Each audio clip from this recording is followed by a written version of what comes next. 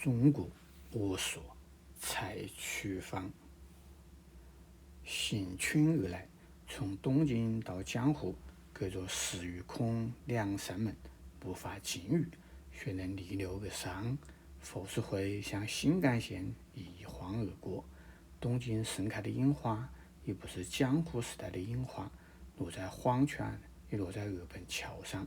行军而来，在自己的国家，也在邻邦。和煦温暖的春天啊，你在哪里？